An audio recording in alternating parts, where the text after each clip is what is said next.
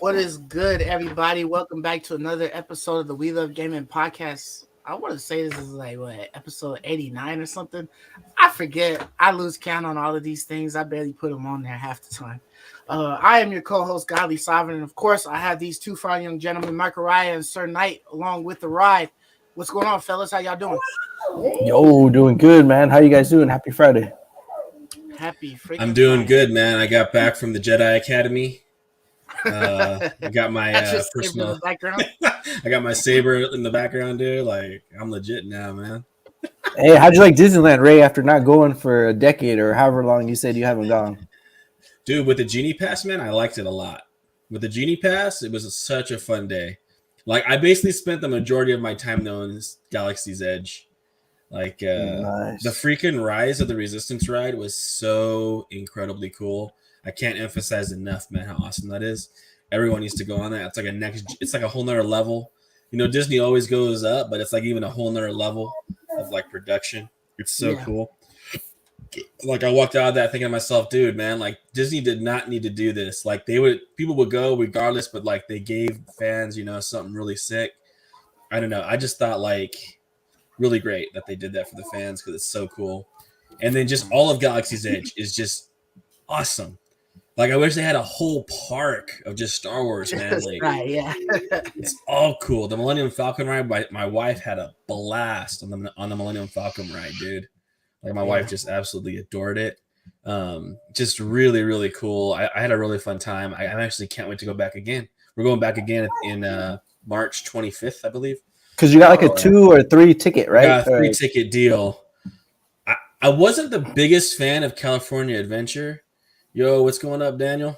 How you doing, buddy? Yo, what's up, Daniel? The biggest fan of like California Adventure, but it was still cool. The Guardians of the Galaxy was a really Dude, I love that ride, bro. Excellent. Hey, did you go on the Cars ride? Yeah, Cars is all right. Cars is okay. I like that one. Okay. Did you go California Screaming or whatever, the roller coaster? Oh yeah, the Incredicoaster. Yeah. That was pretty fun. I had a lot of fun on that one. You got on the Spider-Man joint too, right? Yeah, that was whack, dude. I actually like Toy Story better, man. Pulling the thing. Toy Story was super. Hey, that Midway game is the best, dude. Dude, it's accurate. Like, that shit's fun, really fun, man. Like I actually prefer the freaking Toy Story over the Spider-Man. Yo, that Spider-Man ride will give you an arm workout, bro. Dude, the Spider-Man when you were right, day, that shit had you sweating. Dude, bro, I was like in the lead at the start. And by the end, I fell off, man. I couldn't do it anymore. I was like, come on. I was like, I'm gonna try Marcus's deal, and I was like doing the punching bag or whatever. It's like, dude, I can't do this, man. Yo, I came across the same thing when I went to last weekend I went to Legoland. I took the kids to Legoland. So they had a ride on there that was like that. It was like an Ninjago thing, but they wanted you to like put your arms out like this. But that shit is like. It's so inaccurate. Like Toy Story's ride is way more accurate. Even the freaking Spider-Man ride is way more accurate than this damn thing on Legoland. So, bro, I'm putting my hands out and stuff. Man, my shits was burning. Like, the Toy Story was so excellent, dude. Halfway through the ride, I was just like, shit, man. Let me try to find like a different way I can do this without, burning so much energy, dude. Like. I bought the pass. It was like 14 or something bucks. I don't know. It was like I don't know what it was. Yeah. But I would not have been happy if I had to wait 2 hours for that ride, bro. Like I was not happy with that Spider-Man joint. Yeah. No way, I think good. we had gotten like the selection time or whatever, but yeah, those lines were bananas the whole time. Yeah, with the selection time, it's all right. This was pretty fun. But if I had to wait for that one, I would not have been happy. That one in particular. Because that has like a longer line than most of them. I would much rather prefer Cars than that, in my opinion. Yeah. Like that wasn't a good job, man. It was not a good job, that one. Did you do the soaring over the world or whatever? Yeah, that one's fun too. I love that one. I ranked that pretty high when I was ranking the ones I enjoyed. That was pretty darn fun, man. It's like you really get the feeling like you're soaring too. And they have like all the smells and I love the smells. Grass smell and stuff like that, flowers and you smell the dirt and stuff. Like it was cool, man. Yeah, so California Adventure was pretty cool, but we were done pretty quick. But Disneyland was just so much fun, man. I had a lot of blast. Although we didn't get to do the Buzz Lightyear ride. Buzz Lightyear is fun. That one is fun. Yeah, it's another shooter, right? Where you got like it's not as good as a Toy Story, but yeah, I want to do that. I want to see what that one's like. And then I never got a chance to do Peter Pan, which I guess everyone enjoys Peter Pan. Which Peter Pan is like it's like all nostalgic. Of the rides that's in that area. It's the same shit where they just spin you back and forth. My brother-in-law was saying like everyone rushes at that like at the start, so like it's a really long wait for that one in particular. So I was like, really? Because the ride moves so slow. I can't see why, bro. So I was like, well, I never went on it, so I skipped it. But like, I mean, I'll try to catch some of these things that I wasn't able to catch, last time around. But yeah, it was really fun, man. I had a really great time at Disneyland. I can't wait to go back. We're going to go to the Blue Lagoon next time. The Blue Lagoon. Oh, I love that restaurant, dude. Pirates, yeah. We get to go that place is good, man. Yeah, so expensive, man. It is, but it's fun. It's an experience. So I'm looking forward to going there. Yeah, for sure. So pumped for that. But yeah, man. So like I said, it's episode 89, and we got a few things to talk about. Not a whole lot, but a few things, some important things. Elden Ring. Got some Elden Ring talk. Definitely big got some Gamepass stuff. And I think there's even what else is there? Some Nintendo Switch Pro rumors that's floating around and whatnot. But let's start the show. I got you, me.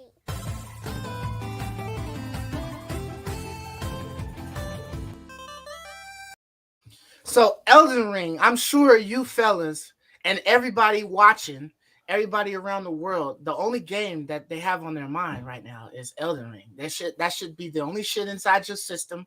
Should be the only one loaded on your system. Everything else should have been deleted just to make sure that you got plenty of room for all of your Elden Ring saves. So how are you guys loving the game right now? Dude, I love Elden Ring, man. I don't even know where to begin, to be honest. Yeah, I mean, I put in like a solid, I think like 20 so hours in it so far. I think I'm 20 hours in too. Yeah, I'm 24 hours in. I still feel like I've gone nowhere, man. I'm like struggling the whole way, dude. I feel like this is just as tough as any of the other Dark Souls games are, and I'm happy with it that way. You know what I mean? Like I was dreading the fact that, all of the rumors we were hearing, like, oh, this might be more friendly and things like that. They did add like one friendly aspect as far as the Marika shrines that will kind of put you a little closer to where you were at or where you might have needed to be if you happen to die, so you can you don't have to be all the way back at a grace or a bonfire or whatever. So I like that, but I tell you what, I don't know about you guys, but I like to summon extra people because I just like the multiplayer in the game. And, it just kind of makes it fun to kill with groups of people or whatnot. Do you guys use that often? I haven't used multiplayer once. I don't even turn it on. I only play solo. I never played any of the games, the Souls-like games with other people. So for some reason, I just like playing by myself. So I haven't even turned it on. Have some gameplay playing in the background. Oh yeah. Go ahead. I think I did turn it on for a second, and I keep seeing in front of every wall, like hidden wall and all this shit, and then I turned it off because that was annoying. Those are the messages or whatever, but I'm talking. I hate about the messages, man. I hate those. So yeah, dude. Like I agree with Mark. I had it on at the start, and it was just driving me crazy because you click everything, and it's always just liars. Everywhere is a liar. Just trying to get a invisible laugh out of you, I guess. And so I just shut it off, and I agree. Like, you don't got to worry about invasions either. You don't got to worry about any of that junk. And so I haven't had an invader yet. I've had a couple, but they're just the fake ones, like the NPC ones. Yeah, the NPC ones for sure. Definitely have those. Those are cool. I still have not gotten past Margit or Mark. Really? Mark. Nah, bro. Mark, dude, Mark, I'm telling you, bro. I'm like 12 bosses in, man. I've killed a lot. Dude, Mark, I'm telling you though, bro. I started as a what is it, the Wretched? The Wretched, or whatever. Nothing. And it took me forever just to get some damn boots. And you know what I mean? The only weapon I have is like the club, great stone or great sword or whatever. I did get a couple of other weapons just kind of running around and searching for things, but it took me like I think just yesterday I was able to beat that guy on the horse. Dude, Mark, because I finally had Tree Sentinel. Yeah, the Tree Sentinel. So did you beat him on foot or on your mount? I beat him on the mount. Hell no, I had to do the mount, dude. Yeah, I had to do the mount. But my issue is that I didn't have a weapon that was strong enough to cause enough damage. So I was like pecking at him, and it's a long ass fight for mistakes to die. You know what I mean? So after a while, I was able to chalk like 96 per hit, and so once that happened, then I was just running around and trying to do. But dude, he was owning all my ashes and everything, man. I was like, man. Everyone that I've seen on Twitter, everyone like that I watch personally on YouTube that's like playing it right now are all effed by Margit, dude, or Margot, or whatever. Dude, it took me like 3 or 4 tries, man. I'm not kidding. Man. Everyone. Trump. What weapon do you have, Mark? There's a guy I watched Trump 120 attempts, man, before he beat. Dude, how's that possible? David Dobbie's been playing for like tens of hours, and he just finally tweeted today he finally killed him. That's boss is way too hard for your first boss. It's not a terrible boss. I just think it's too hard for the very first boss because this open world thing. It's hard to balance. You don't have enough levels. I think that From Software was assuming that you would be exploring the world and leveling up, and so they made the first boss comparable to that. When that may not be true. Like if you're like me or Marcus, you're just kind of like following a little arrow on the map, right? Because that's supposed to be the direction you go, and that takes you right to the Ill Omen guy, and he kicks your ass bad. But I will say, so I left. I left, and I did some leveling, like you mentioned. At level 16, you went and fought him. So I was about 18. And I finally had a decent weapon, and I did kill him like in 2 tries. What weapon did you use, dude? I used what was it? I feel like because I have a weak ass weapon, I'm not. Really I think it was Patch's spear. Patches. Yeah, I killed him. I killed Patches. Why didn't you leave him? Because he drops his ball bearing. So you just take the ball bearing back to the vendor in the hold. And you get you get access to his merchancy anyways. So I just killed him, and you get a +7 spear. So it's +7 off the bat. Oh wow! Okay. And so that's what I used for a long ass time. So what was the damage on that thing? Like 300 or something? It was good. No, it wasn't 300. It was like 190. But it's quite a bit, you know. And so that's what I used. I used that all. But what's crazy, Mark, is when I got to Godric, so the final boss of that legacy dungeon, I killed him in one shot, literally one go. Wow. So that's how different it is. The Ill Omen versus Godric. I think it's a major problem, dude. Like, that guy was way too hard for the first boss. And the little mini dungeon bosses are lame. Dude, the mini dungeon bosses are a joke, dude. Compared to difficulty-wise, they're weak. Like, the first one, I did like 2 or 3 little mini dungeons. 2, I think, before I did the first Margaret boss. But, like, I killed that wolf man. You know, in that first cave, that's to the left of the trail. But yeah, dude, those bosses are pissants, and you know. Yeah, dude. Like I basically, I went straight for Ill Omen. So I told you I was like level 5 or 6 or something. Yeah, and I tried him a dozen times. I was like, you know, I gotta figure this out, but he was just way too hard, man. And so I was like, there's no way I can do this. So I left, and I did kill a couple bosses. I killed that guy you talked about. I killed a few. I can't even remember. They're not like. They're not even memorable. Like, I don't even remember them. You run in there, like, you kill them, and they give you, like, an item, and that's it. And the whole dungeon is, like, just one item. You just kill the final boss and get that one item.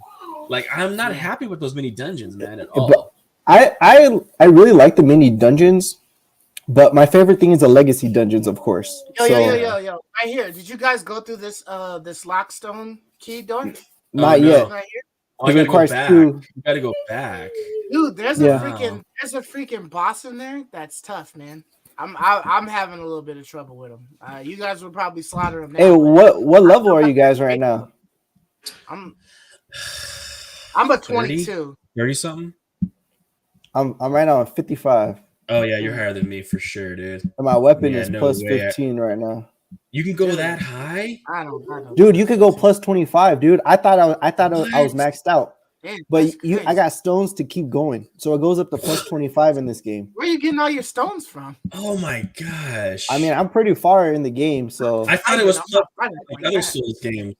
Nah, dude, it's plus 25. But for the like the rare weapons, it's plus 10. So if you get like a rare weapon, like from Godric or something, those to go to plus 10. But regular basic weapons go to plus 25. Oh my gosh, dude! Hey, so when do you get the chance to have like different four trinkets in total? Because right now I only have one trinket. So you get more talisman tokens. So you accumulate them. Yeah. When you kill the ill omen Margit, when you actually kill him, you'll get one. You get a slot. Yeah. Oh. Dude, Mark, I think the rune drops are way too tiny. They do not give you enough room per kill. I don't know how you're getting low at 55. They give you nothing. They give you like 3,000 for a boss, a little dungeon boss. They give you like 3K for that. I know, but they increase like crazy. Like if you go to the second legacy dungeon, they're like 20 or 40,000 for the bosses in there. So, and then the golden runes, I think the most I've gotten from one of those clickable runes was like 7K, 6 or 7K. So those give you a lot. Those little golden gems that you get. I got like maybe 1,500. I'm just saying it's really hard to farm. Like there's not really any. You don't get a lot for farming in this game at all. You have to farm the higher level enemies because there's a little spot that I'm starting to like farm some armor, and each enemy I kill gives me 1,200. So one little route I get like 15,000 or so. Yeah. Jeez. So yeah, everything. So you got to go north. Yeah, I need like a really good weapon because right now, because I'm still struggling with that Margit guy. All I have is that great longsword, and you get that from those soldiers that are on that runway up to the castle. So like the weapon that I've got, you know what I mean, is a pretty like beginner weapon, and I don't have enough stones to try to like increase it so much, you know. You know where that. So you know the first stone. There's that little river running through it. Yeah. Go down to that river, run all the way to the end. You're gonna get invaded by go down to that river. That then, red finger. Okay, right, and then turn left. You didn't kill Patches. So you found Patches, but you didn't kill him, right? I found Patches, but I didn't kill him. So you kill think I should just sucker. kill that dude? Yeah, dude. You get a +7 weapon immediately, and that really helped me. That's what I used all out through Godric's castle. So that helped a lot. Like it had quite a bit more damage. I have another thing that's like a death scythe or something like that, like an angel scythe or something, but I just don't have enough faith to be able to properly use it because it's got holy damage. But because I can't get enough runes, I can't get enough, I can't get my stats up. Yeah, well, anyways, I want to know, like, what do you guys think about this game? Like, what are your thoughts on it? Like, how do you feel about it? What do you like? What do you dislike? So I'm first going to say that I love the open aspect. It gives you, it's actually a dual-edged sword because right now I'm kind of overwhelmed with where to go next because there's so many paths I can take. I'm kind of OCD. I want to complete everything right here, but sometimes right here, there's something that I need to unlock. So I'll have to go somewhere else. Where I go next, there's like some crazy boss that I can't beat. So let's first talk about the open world then aspect of it. Let's focus in on that. So keep going, Mark. Let's focus on that. Okay? As far as the open world, I love mounted combat. Like I absolutely love the mounted combat. The only bad thing with that being said is it makes things easy because I kind of figured out how to cheese everything. So I use a great axe, and if you do the heavy attack, it just drags the great axe on the ground. So I can sprint in I could like pack like just aggro. I just aggro like 5-10 as many guys as possible. Yeah. And then I just drag my weapon on the ground. I hit them all for like 400 at piece. And then when it finishes, I do like 700 to 800 damage. So that kind of makes it really, really easy. Like, can you just hold it there, or does it automatically pull up? I hold it, and then after like 10 seconds, up, right? Like, because that's a charge. If you hold the trigger, if you hold it, it just holds your weapon down. So you just ride past stuff and you just slice everything. You don't even got to. Does it eventually pull up, or you have to release to pull up? So after about 5 to 10 seconds, it does like a super swipe. So I just hold it. The colossal swords do that too. Yeah, that's really powerful. But I don't have feel a like colossal sword. I just have a great sword. I found a vendor that sold a Zegwigger or Zegwigger or whatever, that Okay. weird yeah, colossal yeah. sword. But you can get a great axe like right out of the gates. There's like a little caravan with 2 giants, and in the back of the caravan you could get the great axe. So that's the weapon I've been I don't using. even begin to know how to attack those giants, dude. Do you have to kill everything? Because I saw a caravan, I jumped on the back and it wouldn't let me open the trunk. Yeah, you have to kill the giants, but they're easy because once you kill one, the other one just kneels and he lets you kill him. So all the caravans in the game operate the same. You just have to kill the first one, and the second one lets you kill it. So what do you use to kill the first one? Just your sword or whatever? I just use my starter weapon. I just circle the legs with circle the legs on the mount, and then all they do is stomp. So they don't charge you. So those are really easy to take out once you learn it. I was running through a bunch of areas, and I can't remember what this area was, but it was basically like a bunch of Tyrannosaurus dogs or whatever. Oh yeah, yeah. And then like a fire fence, and so I jumped over the fence, and then there's like a ballista at the top of this hill, and you have to cross a bridge. It's shooting shit to blow you up. But when you go up to the top to go around the ballista, there's a guy a giant that jumps off the fence, and he's got a flame sword. But he seems more active than I guess the caravan pulling one. Yeah. That one's different. Yeah, that one's I found a colossal giant that's just like a boss. You find that guy, Mark? And he's way harder than all the other classes. I don't think so. Like enormously harder, and he's like bugged. Because like when he does a little charge attack where like he runs across the ground and then like turns around and flicks rocks at you. He runs into like the corner of the area and is like almost glitching off the edge. But he won't fall off because like they won't let him. But like you can't get to his legs or anything. Like it's a pain in the butt. So that's one problem I'm having is there's like these difficulty spikes. Like it's really weird. Like you go into a dungeon and the boss is like, oh my gosh, that was so stupid. That was the dumbest fight ever. And then we come across this Colossus who's a giant. You're like, oh, I've killed these before. And then this guy's like impossible to kill. It's like these weird, like, it's like you get like you can't get any bearing. Like, like you were saying, kind of like where to go or like what's my next spot like for my level. Like I don't know what I'm supposed to be doing. So I'm just following golden lines on the map. Yeah, I agree. I feel like too the mount makes it easy to miss things that may have been important, because you're going so fast. So I feel like sometimes I miss things and I come back and like, oh, I miss these, golden seeds, or I miss getting this particular, flask or NPC that I didn't see before. So I feel like, that part kind of sucks. And yeah, not knowing where to go, dude, like I went to the second legacy dungeon. Like, honestly, I didn't understand the concept of legacy dungeons at first. So when I went and killed Margaret, and then there's an NPC in there that says, hey, go around, I just thought, oh, I passed this, So I went from killing Margaret to the second place, the Magic Academy, the Raya Magic Academy. I killed all the bosses in there at level 25. And all the bosses one-shotted me, dude. And I looked it up and it said you should be at least level 50 to 60 to do it. But I did it all level 20. And then I came back once I understood how legacy dungeons work, and I was like, oh, that was just the entrance boss, because a lot of them have entrance bosses. So then I cleared the rest of Stormville. Pick up that big pop that big head real quick, man. What's up? Pop that big head, man. Like, hey, man. Like I said, you dropped your level 20 card, man. You dropped your level 20 card down the floor. Pick that up real quick. Hey, man. Like I said, it doesn't really tell you exactly where to go, but now I understand how the legacy dungeons. Now I understand how the legacy dungeons work, and the legacy dungeons are kind of what Dark Souls used to be. You know what I mean? Yeah. Just the legacy dungeon itself. So that's what I'm trying to find all of them in the game, because that's where I feel a little more like at home. Those are the funnest. I can't find them, but they're hella hard to find. Have you found that one? So I just followed the light rays, and there was that one with that beast. He drops the Game of Thrones like sword. Great sword. Is it the red beast inside? Yeah, he drops a great sword, and it looks like the Game of Thrones. It's a bunch of swords. Yep. I thought that was like, because it was telling me to go there, right? Yeah. So I thought that was a boss. It's not. It's just another normal boss. It's not an actual like legacy dungeon boss. Like, so I have no idea what I'm supposed to do or where I'm supposed to go.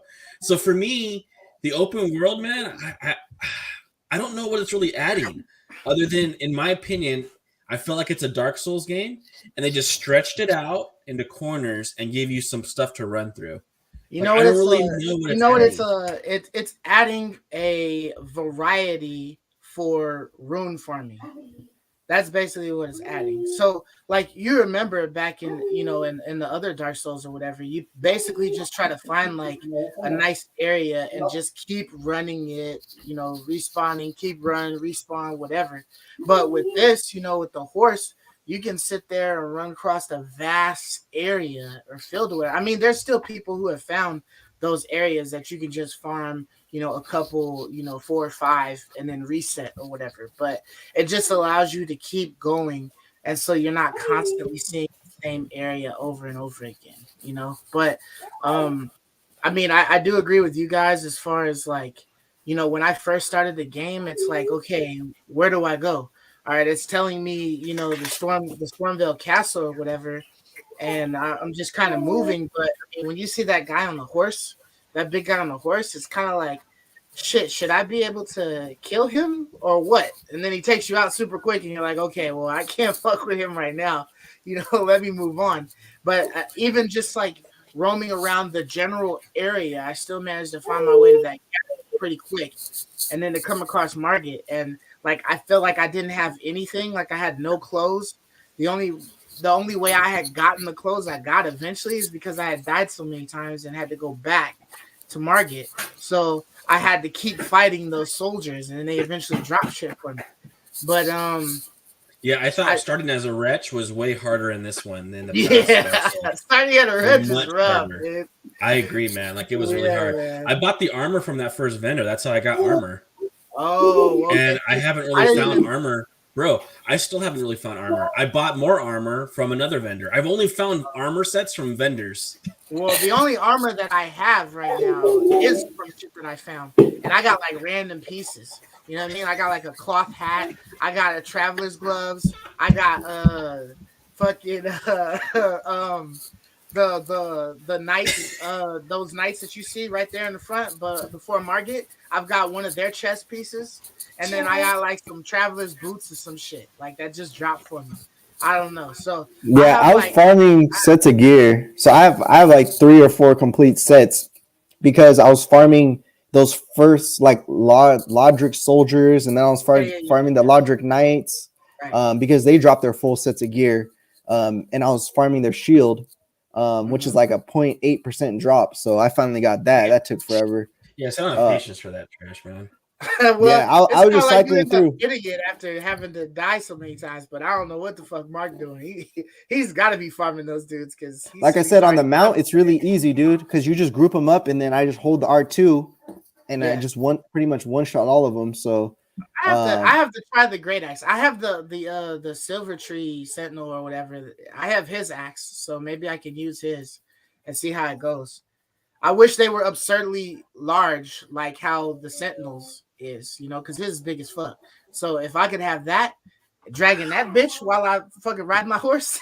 But I don't really like the colossal great weapons for like combat. I don't like them at all. No, that's probably something you got to switch to. I use Rogier. Is that his name? Rogier's rapier. I'm sure Mark got that too. Is it the guy from the hold? D's? Yeah, he gives it to you for saving or whatever. It's a +8. Yeah. That's a good That's one. That's what I use, man, and that's so strong. I really enjoy that. That one's sick, dude. I'd recommend that, Marcus. When you find that, start using that, dude. Like, that's like really fun to play with. I mean, basically, when y'all gonna get on, man, so we can drop some signs and I'm on Xbox, dude. Tell me not Marcus. I'm on Xbox. Are you on Xbox? Because I'm on Xbox. Oh no, I'm on PlayStation. So basically, like, I feel like I wish the little mini dungeons were a little bit more easy to find, like in the actual open world, rather than like putting them on the rims or like hidden under, I don't know. Well, bridges. If you look at the map, I wish they actually them in the world. They have like little ruins, but I wish there was like the dungeons were like in the world that you can see, rather than I'm trying to like find a hidden place, and then it doesn't even feel worth it. Like I finally find one cool, and it's this pissy boss at the end, and he drops like nothing worth having, and I'm just like, oh. Did you guys find the pumpkin head boss? That area where they give you sorcery? I don't think Pumpkinhead boss. Not a boss. I found I fought a lot of those Pumpkinhead dudes, but I didn't fight a boss. I didn't find a boss. It's on this main road branch off, and it's like a little rune area, kind of right at that pass where the land is like red or whatever, from your initial area. And you go to there, and there's like this big ass plant that's sitting in front of it, along with a bunch of small ones, and they're just flinging poison everywhere. Yeah. So I went past that, and then there's actually a dungeon there, and I was having the hardest time finding the dungeon because I'm like, dude, there's got to be something more over here. It can't be just this big ass creature just here. Like normally, there's a big creature around a dungeon, and then you go in and you fight another boss in there. And so I happen to climb on top of a wall for an item, and then you look down to your left, and you see like a dungeon pathway or whatever. So I go in there, and then and there's a door, and you fight like this pumpkin head boss or whatever with a big sword. And then once you kill him, there's another door in there that you open up, and there's a sorceress that was expelled from Lucaria or whatever that place is, from that academy, and she'll teach you spells and stuff like that. So I had randomly found the meteorite staff, and so I didn't have any spells to use it. So I had to like put all my points into the sword because that's the only thing I could actually use. Why are you trying to get to 40 strength for? What? You said in the chat string that you were going to dump everything into strength till you got to 40, and then you're switching to faith. Like, why did you need to get to 40 strength? Because at the time I read that's when there's like a soft or hard cap. So afterwards it was diminishing returns, but I ended up just stopping at 31 because when I got to the Raya Academy, literally the boss one-shotted me. So I had to, instead of going off strength, I put it into vitality. I had to get some health and stamina because I fought the boss maybe like 3 or 4 times, and I was like, all right, I need to at least be able to take 2 hits before I beat this shit. So I had to just put it into HP and stamina and endurance. So I see. So I'm not putting any more into strength right now. But hey, do you guys feel like the running is like pretty slow? Like it doesn't feel like you run as fast as previous Dark Souls. It's pretty good, and I like how it doesn't consume your stamina unless you're in combat. That's a good change. Oh, I love that, dude. That's a really great change. But another thing too, I still, Mark, I don't think this is a 97. I think it is for me personally, but I don't think the community understands like why this is 97 and not Dark Souls 3. Because this is, in my opinion, it's verbatim. They even reuse lots of assets that are like identical assets. And they just spread it out in an open world, honestly. Like, it's just like the same number of items, but they're spread out. And so why didn't Dark Souls 3 get a perfect score? Like, I don't understand why this is getting so much more love than like past From Software games. Like, that's really, I think it's really just on a grander scale, man. That George R. R. Martin shit happened, bro. Like, that was just marketing, man. I don't even see. I guess the marketing, but that's bullshit. Because like Dark Souls 3 is just as brilliant as this, in my opinion, and in maybe some ways it's better. I'm not even sure. This guy's jumping, so it at least deserves 2 points. Oh yeah, I love the jumping, and I love the double jumping from the mount too. I love the jump attack. That's true. I really enjoy doing the jump attack. The jump attack is OP, dude. That's amazing. I love the jump attack. But what I mean is, I still don't even know if I prefer open or the old style. Like the old style had a flavor to it. It was like Castlevania, where you meticulously move through the zone. That's missing here. Like I agree with Mark. I'm OCD, dude. I want to go in every nook and cranny, and I feel like overwhelmed. Like I don't know what nook and cranny I should even go to, and I feel like I run to a corner of the map, and it's just there's nothing there. I'm like, I don't know where to find anything. Like I have no sense of how to find anything.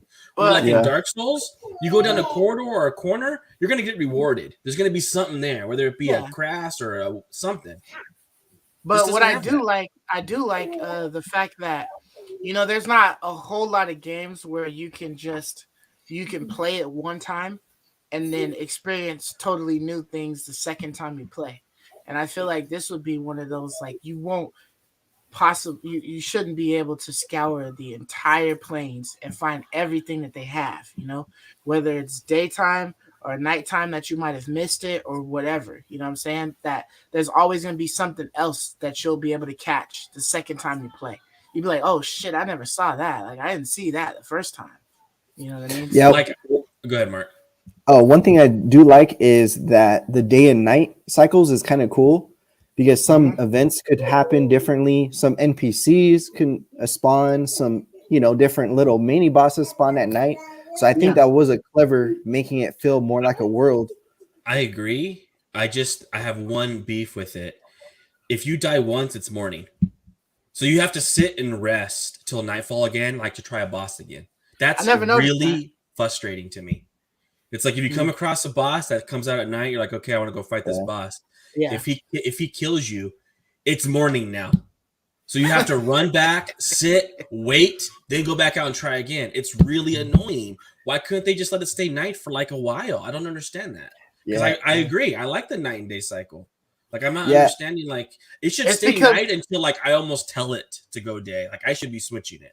It's because logically, it takes a while for you to be resurrected, dude. So it's not instant, bro. Yeah, like, I get how that. do you know that? Like, well, you mean logically? What? I've been resurrected several times, dude. So well, I get if you die and you have to go back to town, but yeah, real life experience. All right, I'll take your experience far. This must you take just a while, gotta know, man. If you know, you know. But it takes a couple of hours, dude. It takes some time, huh? And That's then if you're high up there in levels, it's even longer. So you know what I mean? Yeah, it takes more power to resurrect you. There's a couple things in the game that, dude. Okay, so I tried not to look up any spoilers about the game, like where to go next. But there's a couple things that I could not figure out, like, and I had to look them up. The first thing was, that little icon that I just showed on the screen? It looks like a little door to like a dungeon. Oh, yeah. I had to figure out some of these things too, bro. I was like, what the fuck does this mean? So I was like in areas, like scouring every inch. I thought it meant like there was a secret dungeon nearby. And I was like, dude, I spent like 40 minutes in a little pissant area. Like, where's the hidden thing? And I looked it up. Oh, it means I could summon my little stupid guys. I just assumed you could summon the guys next to a boss. That's what my logic was at the time. Oh, you're talking about that door that appears on the left side? I thought that meant there was a secret dungeon. So, like, I still didn't know what that meant. That means you can summon spirits. Yeah, that means you can summon spirits. You can only summon spirits in certain areas, dude. Yo, I was gonna ask, what's the freaking cooldown time on that shit, dude? Because you have if to I shoot one, you have to one per encounter. Rest. Damn, that's crazy. One per rest. That's tough, dude. Like, I feel like if I'm alive and I have enough magic power, why can't I use like two? Or I will agree. Well, it's interesting because, like I said, it has this weird damage, these weird spikes in difficulty because you just don't know what to do. Because there's no real path on. I don't know why they did that. I wish they would have almost made the world like static.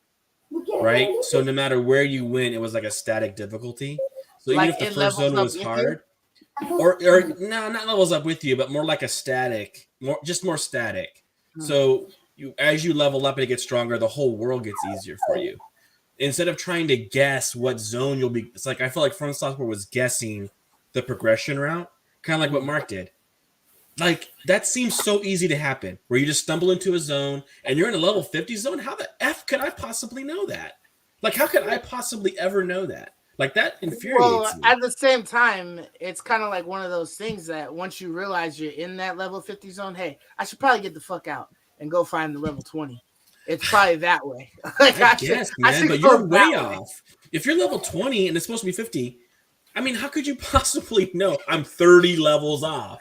Yeah, like, I'm not when you get one shot by pissants, you should know. Maybe this ain't the spot. Well, I was getting one shot by the bosses, not the pissants per se, because I was using the shield and I was taking it slow. And the second area is a magic area, so I just assumed I don't got magic armor, so all this hurts bad.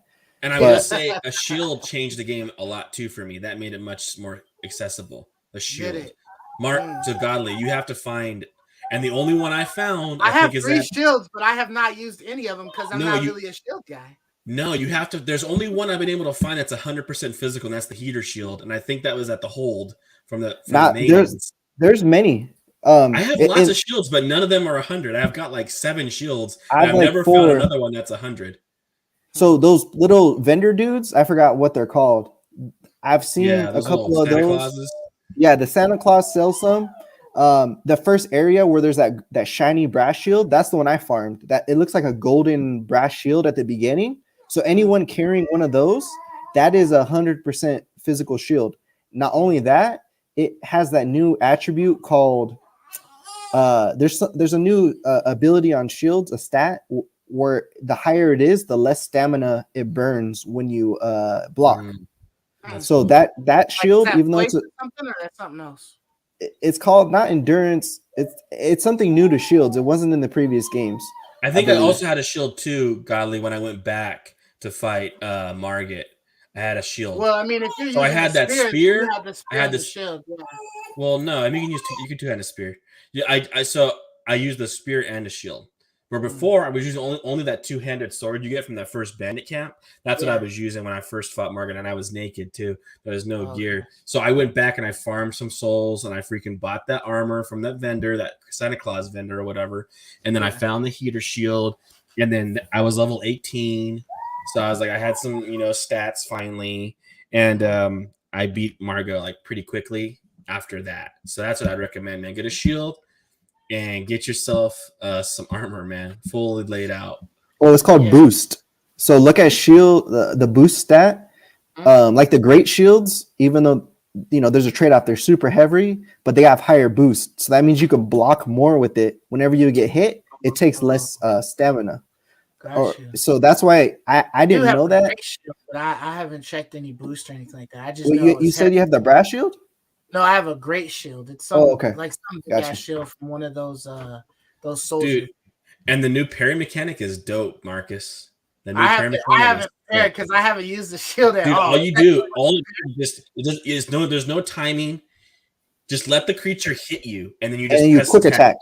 Yep, that's it.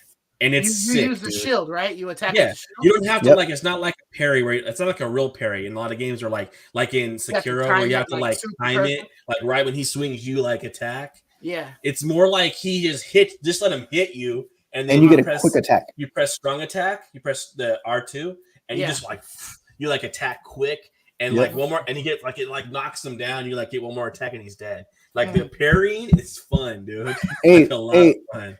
Okay. So there is a parry. Some shields do have a parry ability. Where you hit, right? Yeah, but this new thing, like Ray said, is freaking dope. I love it, dude. It's really good. It's really fun, man. It helped me get through lots of regions it just makes the game much more enjoyable. So they have some cool attacks in this game. I just think that I get a little bit exhausted when I think one night I was like, I don't feel like running around that open world trying to find some dungeon. I just want to go into the dungeon and play. And that's how Dark Souls was. And so I was feeling a little bit burnt. But I went in anyways because I wanted to play so bad. But it's just I don't feel like running around aimlessly. The second thing I looked up, though, was I found, I assumed that each arc, what do you call those arc fire, the little resting sites, the Arc of Grace or the Grace site? Site of Grace. Site of Grace. I assumed they all pointed in a path, but then I started finding contradictory pointing. I found 3 different sites and they were pointing in 3 different directions. So I was like, what in the world? Because they're just allowing you to do shortcuts. That's when I discovered they kind of point you to all the demigods in the game. Yeah, but that's what I was telling you, Mark. I went to that one and it was just that dude that dropped the greatsword. It wasn't a demigod. So I was following one. I was trying to follow. I was like, okay, I'm strong enough now. I got to find some more of these demigods. So I started following one, and it took me to that freaking guy. And I was like, oh, that's. Did he give you a mark of remembrance? Did you get a mark of remembrance from him? No, I just got that. It was a legendary. It's considered legendary. His legendary sword. That's all I got from him, man. So there must be a demigod over there because supposedly they point at the demigods. Yeah, there's nowhere else to go over there. At least not that I can find. Yeah. But the map is huge, man. Every time when I thought I explored all the map, it just there's underground. I really like the underground mechanics. I don't know if you guys noticed when you open the map, you could push. I've never been underground before. You can push the sticks. So there's 2 maps on top of each other, which is cool. And then you could port because I was like, man, I kept having to take a lift down, and then I finally learned you just hit the, I think it's one of the sticks, L3 or R3, and it changes the map to the underground, so you could port up and down, between the top and bottom. So that's pretty sick. I only visited one area. It was like this long ass elevator that I had to go down, and then it was like a city under there. And I just got the grace, and then I went back up because I was like, I probably don't belong down here. So I just said I'm not gonna fuck with nothing. I'll just go back up and go on my merry way. Mark, do you use the Ashes of War, dude? I have no idea. I heard it nerfs Ashes your weapon of War. if you use it. I'm not sure what that is yet. I've got like a quality and a standard that you can put on. And sometimes they have like a different ability, like the stomp or something like that. But yes, I use those. Those are amazing because they change the attributes on your weapon. So let's say your weapon scales with like strength and dex. Some of them only make it one stat, and it boosts it a letter higher. So it makes some of them stronger. And the abilities that they give are OP as heck, dude. I have one ability that, like, it's amazing. I love the Ashes of War. You could only use. I haven't even attached one Ash of War because I heard they're amazing. But it nerfs your weapon. No, dude, your weapon weaker. It makes mine stronger. Some it does, but I think it probably depends, right? But they all vary because some of them change, like, give magic abilities. But the secondary effect that they give, like the one I have is called Earthshaker. It's it's amazing, dude. But don't you have to be two-handing it to use that ability? Like if you're holding a shield, you can't use it, right? Yeah, so I, like 90% of the game, I two-hand. If I'm going somewhere like crawling in a dungeon, I'll throw on the shield, while I'm inching it out. But bosses, for the most part, if I'm fighting something, I do two-handed. So, yeah, see, I don't. I use a shield on bosses. Yeah, but all right, man. We've been talking about Elden Ring for a cool minute, so let's go ahead and get into the first topic, right? And it's still Elden Ring, but it is. Hey, Auntie Joe. So, basically, the first part of the Elden Ring stories we have is the fact that it's getting big numbers out there, man. It's doing like 2.5, I think they have in this article right here. Yeah, 2.5 times what Horizon Forbidden West did. And granted, you got to take this with a grain of salt, right? Because it did come out on Xbox as well as PC. And they said like 68% of the sales on this thing was from digital, and the majority of that was on the PC, I believe. But man, I mean, this thing is doing huge numbers in UK. I don't know why we keep finding the UK stuff and we don't find US stuff. Because UK is the only one that releases information weekly. US doesn't for some reason. It's like quarterly. Okay. It's weird. Yeah, it sucks. Yeah. So, but I mean, we already knew that Elden Ring was going to do great numbers, and this continues to prove it. I mean, they said this was the biggest one since a non FIFA game in a long while, and that's even including like Call of Duty. I don't even know. I mean, Vanguard was doing like crap numbers before. It's not beating a Call of Duty or FIFA game. It's done better than any other release. So better than Valhalla. They did name Cyberpunk and Valhalla. Yeah, better than Cyberpunk. Those are big games. So this is like basically the biggest of the non-franchise kind of things, like the or what's it called when you what is it when you licensed? I guess licensed games, like the ones that are like licensed that are like Madden, FIFA. Those ones are like the 2Ks. Those ones are like ridiculous sales numbers, but anything that's less than that, this is like the top of it now. It's like 7 all time or something. Yeah, like it's ridiculous, which is shocking. Is it though? Because I mean, it's got a 97 Metacritic score, right? Something like that. I feel like From Software was so smart getting George R.R. Martin, because I feel like they were able to rebox their Dark Souls games. Because dude, it looks and feels like all the other ones. The graphics are good, but they're not amazing. Yeah, dude, they got George R.R. Martin, and you guys saw that article that he just had a very, very limited. He just gave them the background story. He just gave them like, here's a page of stuff, and here's my name. So I feel like that was able to in open world was able to sell this game to people who wouldn't normally buy the Souls games, because let's face it, they're scary hard games. No, I heard there's just like 700,000 active PC players like yesterday, like even a week after, almost 1 million active, like online playing. It was like higher than everything else on PC. It's like it's numbers. So from what I understand, Konami supposedly said that it has shattered their Bandai Namco. Yeah, Bandai Namco said it shattered their I was gonna say perception, but it's not perception. It's their predictions. Whatever they anticipated, it shattered it. Like it shattered it. They were not projections. That's what it is. It shattered their projections, and they were not expecting this. They were not expecting these kind of numbers. We're talking FIFA numbers, right? We're talking Call of Duty numbers.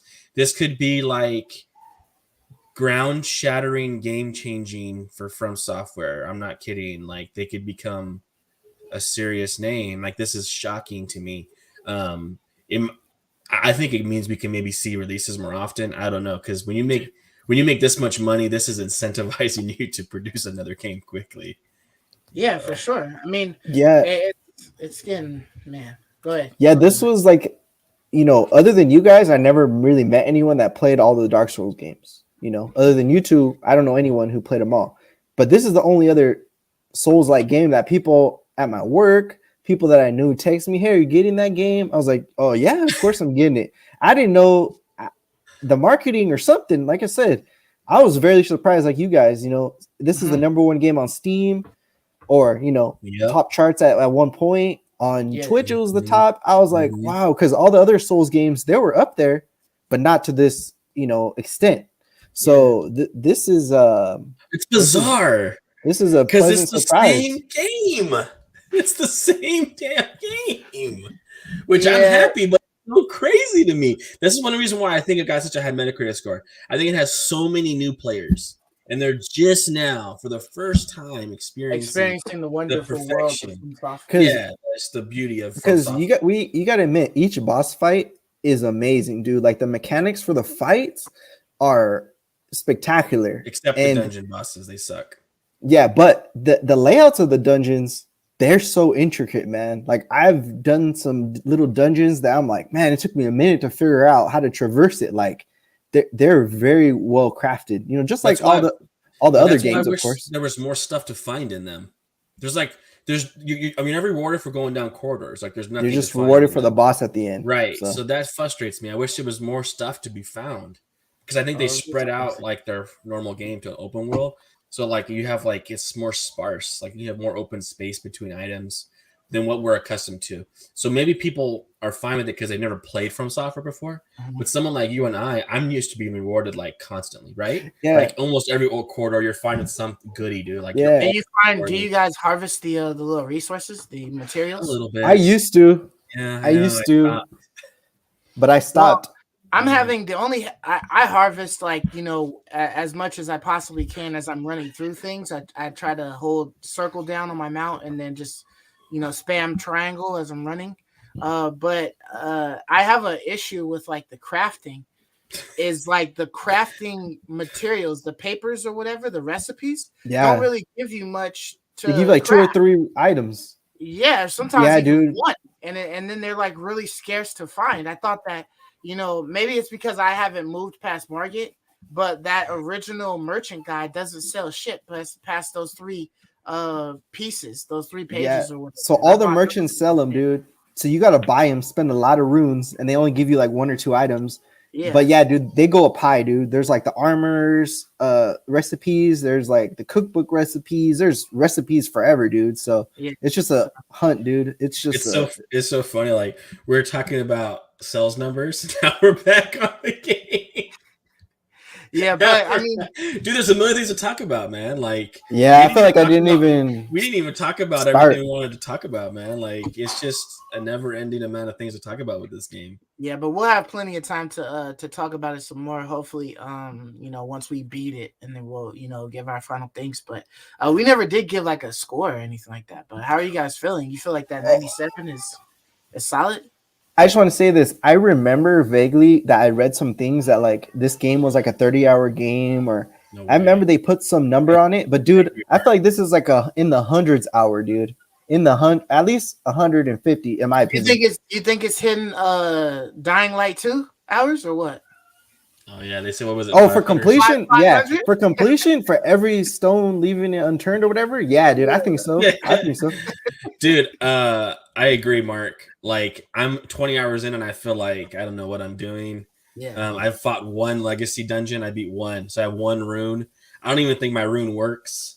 Like you have to put it on, you have to equip it. It says it raises attributes, but I get no attribute raised. Like it's not broke. It's like not working or whatever. I think you have to crack one of those runes just to activate your rune. Is that how it works, Mark? Correct. You use those arc rune and you go clack it. That's so stupid. Hey, but you can duplicate those. It should be a passive effect. Huh? Short time, dude. Until you die. Until you die. Oh. So one per life. Yeah, short time.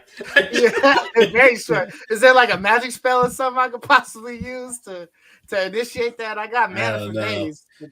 For me, I think it's really hard to say, man.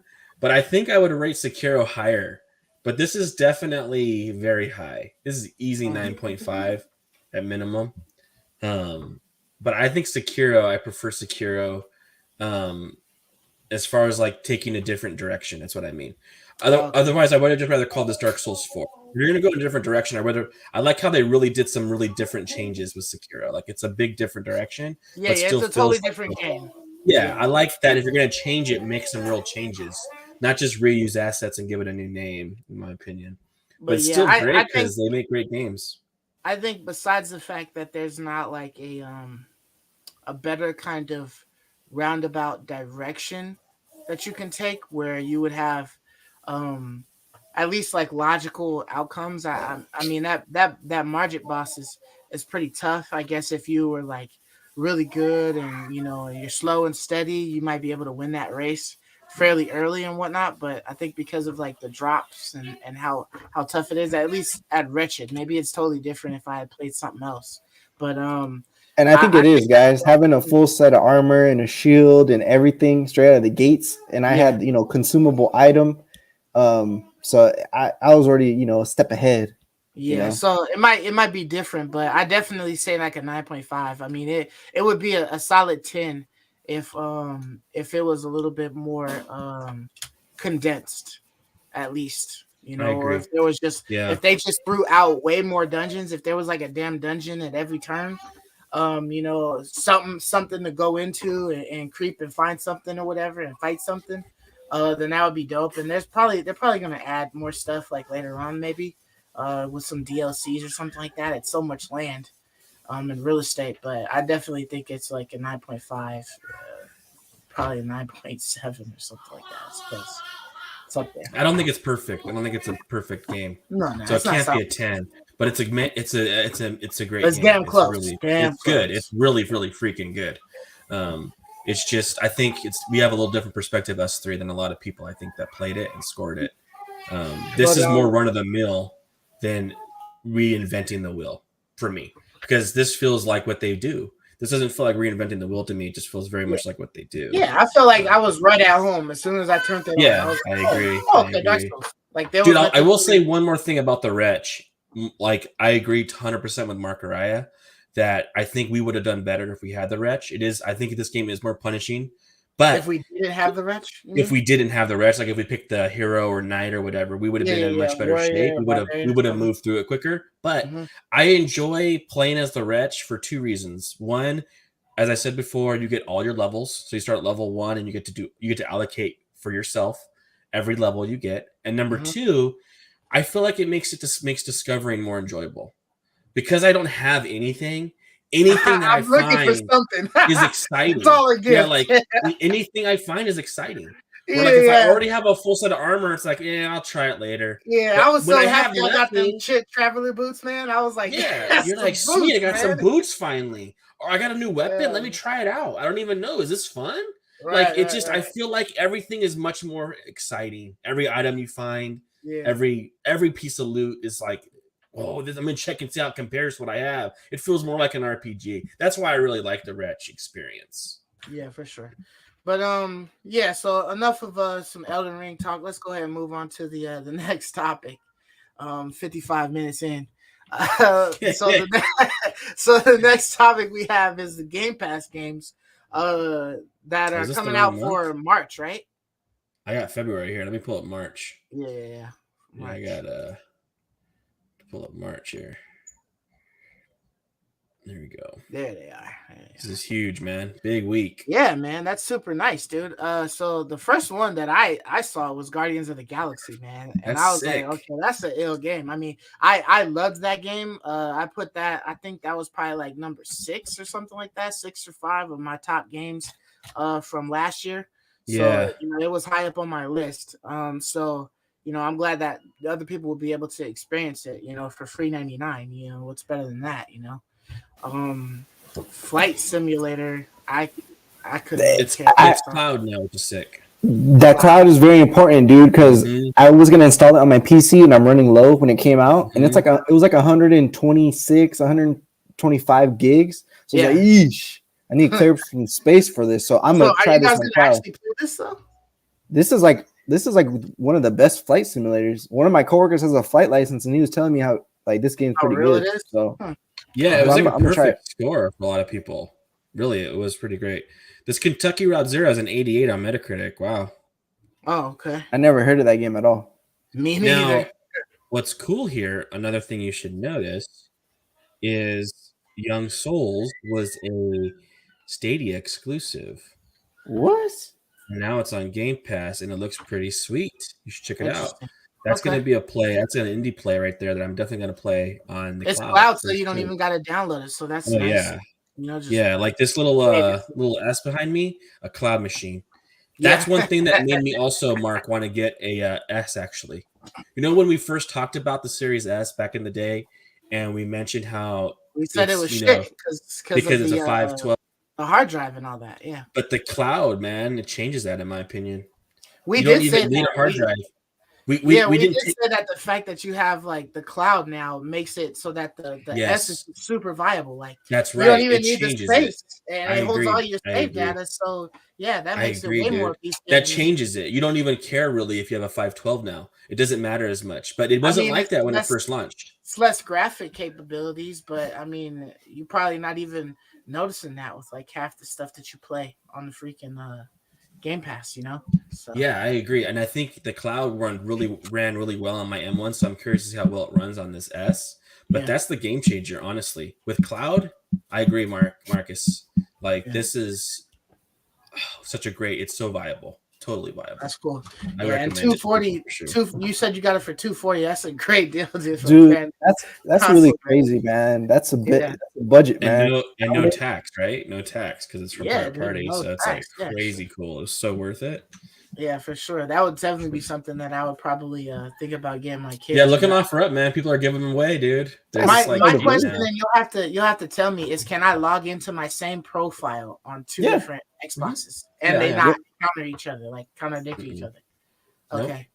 All right, so that might be even more worth it. And the cloud and everything saves between them all. Yeah, because there's like so many games on Game Pass that even the bullshit games that I would have never played in my life, I look and then I see like, oh shit, my kids would like love to play. Like they like Ryan, so like there's like a Ryan's World racing game or something like that my son likes to play. And if he's playing it on my screen. So he's taking my game time away. So if he had his own system to play stuff like that, or any of those other games like Disney World, they have like a Disney World game or something like that where you run around the Disney park and stuff. So there's like tons of little games that he could play, and they don't even have to be downloaded, just straight from the cloud. So all he or my daughter has to do is learn how to navigate, and they can play whatever game is there, which is really dope. So if they can use my account and be able to sign in on it, that's even better, dude. Yeah, dude, sweet. Xbox got it going on with this feature stuff, man. Yeah, man. What's the other one? Is Lightning Returns? Is that Final Fantasy or is that something else? Yeah, that's an old PS3 game, man. It got really bad reviews. Whoa. Hey, lawn mowing simulator, dude. I'm gonna play that. I like those games. I did see that, but it's like I guess that's probably like one of those chill games that you could just sit back and just and farming simulator, dude. Dude, that's Xbox One, bro. That's Xbox One. So that's all it'll be able to play on? Yeah. Oh. Wait. That just means console. You can play it on the console. Why not say console then? Why did they particularly say Xbox One? Well, all the games are backwards compatible, so why not maybe say because console? It was already on there. Maybe because it was already on the other consoles, but it wasn't on Xbox. Yeah. So maybe they added to the Xbox One. Okay. Yeah. Because sometimes it'll say it could have been cloud and PC already before, So yeah. So it's fair. It's just now coming to cloud. So that could be what it is. And then the last one that we see there is Far. I don't know anything about that one though. Yeah, it's a little indie one. Far. It's got like 82, 80, 80s. So another That's decent. good. Another decent. So a lot of these are really good, man. Yeah, but check out this Young Souls. This is what I'll play. I don't know. I'm gonna play Elden Ring probably all month long, but these are good games, man. Yeah. So I mean, eventually, hopefully, I get a chance to check out Young Souls before they leave Gamepass. I know, right, dude? But yeah, everything's taking a back seat to Elden Ring, man. I'm about to get on as soon as we drop stream, man. So. I know, right? I'll be playing late. It's Friday night. Yeah, dude. But yeah, so solid picks. But let's move on to the last topic that we have. Let's do it. So there was some I guess there was like a hack on NVIDIA. Mm-hmm. Yeah, and they have like this code name, the fellows were telling me, where it's NVN2. NVN is the name for their Switch, right? That's the code name for their Switch. The NVIDIA's internal code for a Nintendo Switch. Yeah, so I guess somebody hacked that shit and they just started dumping info. And surprise, surprise, there was an NVN2 on there. And I mean, we had inklings of a Switch 2, and we were thinking it was a Pro version, and then they came out with that OLED. And it was the same shit, just like a better screen, right? That with troll, a little bit of resolution and whatnot. But I mean, if there's a possibility for another Switch, don't you think that'd be a little too soon? Or do you think it's like way further down the line? As long as it's backwards compatible, I don't think it's too soon at all. As long as you can play all Switch games on it. And I think this is interesting because this seems like it's a Switch, an actual 2, like you said, and not a Pro. Right. So I think it's perfectly fine as long as it's backwards compatible. But I mean, they just dropped the OLED though, so it's like you drop a console, and then like a year or two later, you drop another console. Like I don't think this is this year. It's gonna be like next year, probably. I think Nintendo's done that from time to time. Like, remember when there's a 3DS and then the 3DS XL and then the new 3DS XL, and then you get the next gen. So I feel like they tend to milk their hardware a lot. So the OLED is just business as usual. But I think because of all the shortages on parts and things, I just feel like this is probably a whiles out. You know what I mean? The Switch 2. But I'm glad that, all these rumors in the past about the Switch Pro or the Switch 2, I'm glad this is at least some sort of potential, hope that it is in our future, because something with a 4K output would be nice. Because we would love to produce third-party games legitly, Absolutely, man. We would love to have, just something a little more modern, maybe even HDR, or just give us something a little more modern, maybe 120 FPS, Oh, that'd be cool, man. Just because just imagine like playing all these Pokemon, Mario in 120 FPS. It could still look, how it looks, but if it feels amazing, I think that's a compelling sell. I don't think the new Switch will be 4K, in my opinion, but that's a different topic, I guess, for a different day. But I'm just glad that this is potentially, in the near future, I guess.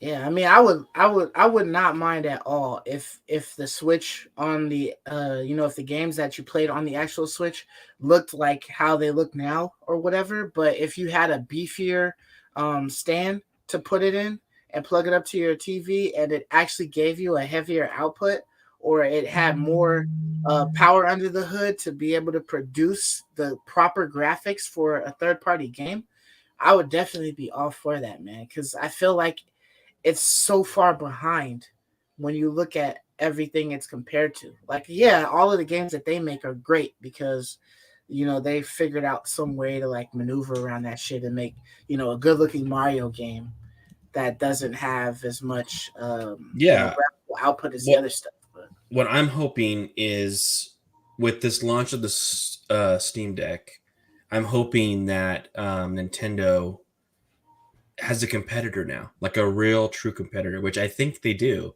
I think the Steam Deck's going to be an actual real competitor. Mm-hmm. Like a lot of these little handhelds launch and no one buys them, the Enyos or whatever, and no one ever buys them. But the Steam Deck, I do think, is a legitimate competitor. And so I think the Switch has to make sure. I think they have to make it vital. Numero uno priority that they can play third-party games smoothly without hiccups. Sure. So that's vital. If they can do that, then they can bring people back to their corner again. Because right now, I want to get a Steam Deck versus Switch, right? So, I mean, it's just like you got to bring these people back to your corner. And I think the biggest part of doing that is making sure you have a system that can play third-party games, which is what the Steam Deck is really going to be doing, playing third-party games at a high resolution and a high frame rate. Right. It doesn't have to be like 4K, but 60 FPS at least. Yeah. I mean, if you could give us that, but you could give us that if it's docked, you know what I mean? That 4K fill or something higher or whatever. When it's docked. If it's docked, give you 4K. But I mean, as a handheld, it should be able to punch out 60 FPS without a hiccup and not these dumbed down pixelated graphics that they got to do to port these things to the freaking Switch. Yeah, they literally obliterate their games to be able to port them onto these Switches. Like they do not seem like the same game. They take tons of shit out of the game. They take all of the graphics out of this thing, like, you know what I mean, to get it on there. It's crazy.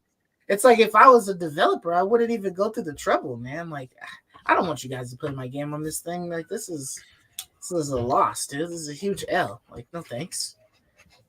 Yeah, man, for sure. So that's what my hope is.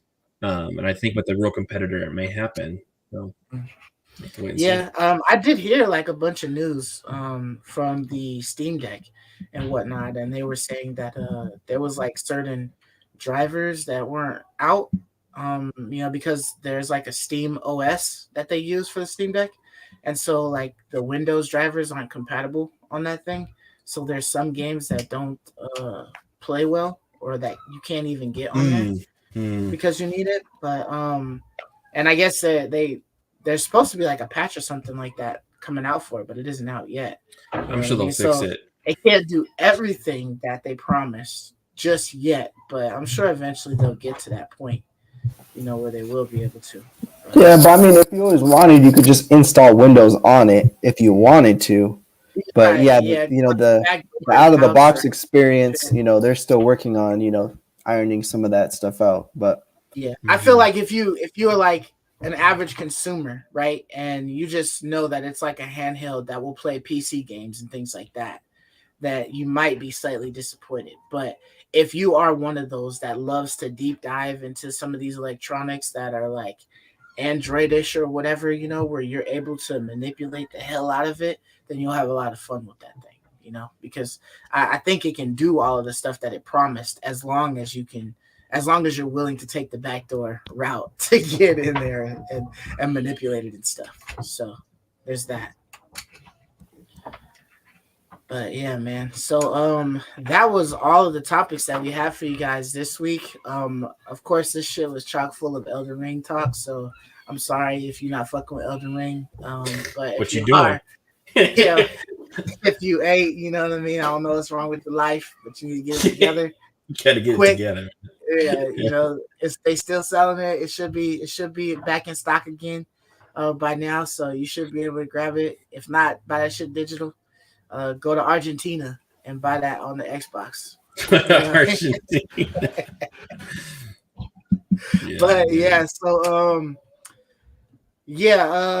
Thank you guys for watching. Anybody who tunes into this, we appreciate you guys. Hit the like, drop a comment in there and let us know if you're playing Elden Ring. Maybe tell us what your level is and what's like your favorite weapon or something like that, because I'd like to hear, because I need to find some weapons, man. I need to find something good. I told you how to find some good ones, man. Yeah, you told me go kill Patches, but that's the homie though. So I gotta go kill the pal. But he told you about the other one too. That was a +8. So Rogier's rapier is really sick. I don't know where Rogier is, so I gotta get. He's in the round table. I gotta go find Rajon Rondo and then talk to him. So, Rajon. Wait, which one is Rajon Rondo? Is he the one in the red cape or what? He's on like a balcony. He's sitting down. He's a vendor. He sells you some. Did you go and you haven't? He hasn't been in Godric's castle yet, bro. So after Godric, he can get it. So after you kill the ill omen, Marcus, is that Margit? If you kill Margit, you'll go into his castle, and you'll come across a point in which there's like a little church or whatever, and he's back inside there, and you can talk to him. He'll sell you stuff, and then when you go back to the hold, he'll be on the balcony and he'll give you his sword.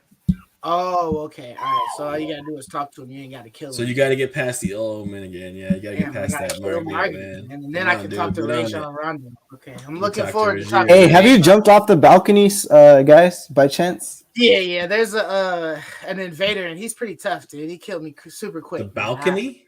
Yeah. So you know that balcony? I have. There's more to explore down there. So check it out. Cool. Yeah, the moment you get down there, you're invaded though. So there is a stone lock key that's like further, like if you walk around, but I don't know if it's to get in that area or not. So I didn't want to waste it.